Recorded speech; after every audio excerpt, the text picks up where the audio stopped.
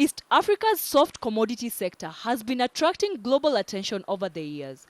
Cash crops such as coffee and tea, as well as horticultural products like flowers, are exported to international markets for consumption.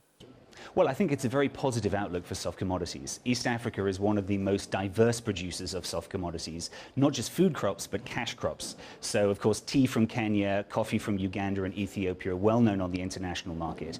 But we've really seen in the last few years the development of horticultural goods, particularly flowers. I live in London. Each evening when I come out of the tube, I see Kenlan lilies on sale, which probably flew in that day, and also things like vegetables and live plants throughout the region. So there's huge development of cash crop exports, but at the same time, we're seeing a heavy dependence on certain imports like palm oil and sugar, and that is intensifying as time goes on.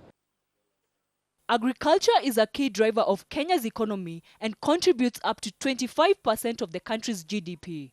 In addition to local agricultural companies, global entities are also lending their expertise in the country and by extension the East Africa region. I think what's important in terms of thinking about the role of global companies in helping to realise potential here in East Africa is to have some focus on what they do well, to establish good partnerships right along their supply chain here in East Africa. And I think the third thing that I'd emphasise, Claire, is leadership is so important from these companies. It's about recognising that the challenges and the opportunities do require a slightly different approach here.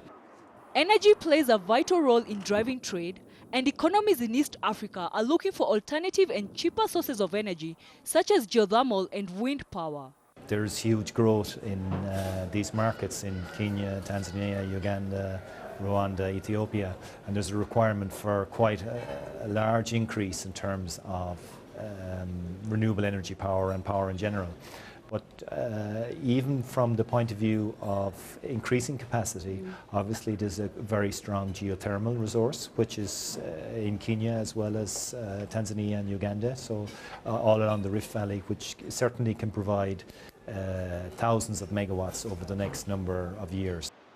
Though African countries, particularly the East Africa community, are working towards integration and eliminating trade barriers, intra-African trade remains low. Very high costs of trade. If you want to import containers, it's much more costly in Africa than it is in, let's say, East Asia Pacific. And then, of course, there's regulatory issues as well. But I think it's fair to say that the health of interregional trade in East Africa is very strong. There are vast volumes of consumer goods and food which are traded across the region, and we never see any of it. It's all informal. And so I think that has huge potential to expand further. We actually see not very much trade within Africa itself.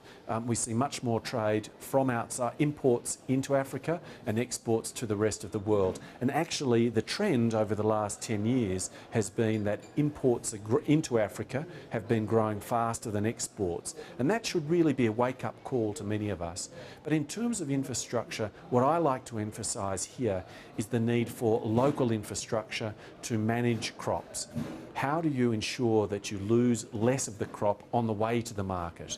How do we get those secure storage facilities in place? How do we connect them to the farmers who are often small-scale producers? How do we get the traders aligned with those and the processors as well? And it's that alignment that we need there, those connections, those partnerships at the local level and into the global market, which is so critical to making this work. Experts, however, remain bullish about trade in East Africa and implementation of infrastructural projects such as the Lapset Corridor, which will connect Kenya, South Sudan and Ethiopia, will further catalyze growth in the region.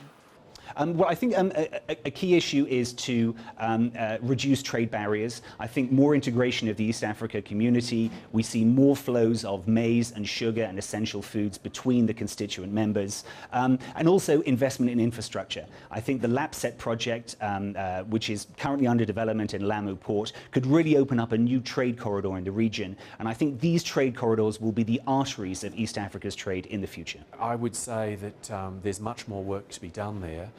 Yes, the signs, the movement, etc., is in the right direction because we realise that things need to change there. But still, it's only such a small proportion of trade that happens within Africa at the moment.